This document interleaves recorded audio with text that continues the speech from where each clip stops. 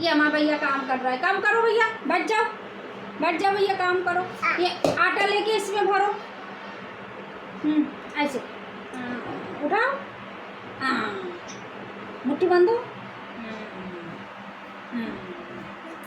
हाँ ठीक है।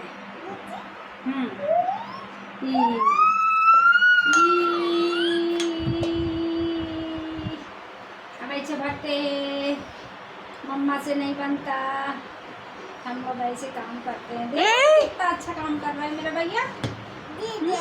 क्या कर रहे हो? ठीक है, बोलो आटा भर रहे हैं। बता दो मम्मा से, बताओ मम्मा आटा भर रहे हैं। क्या कर रहे हो? आटा क्या कर रहे हो आटे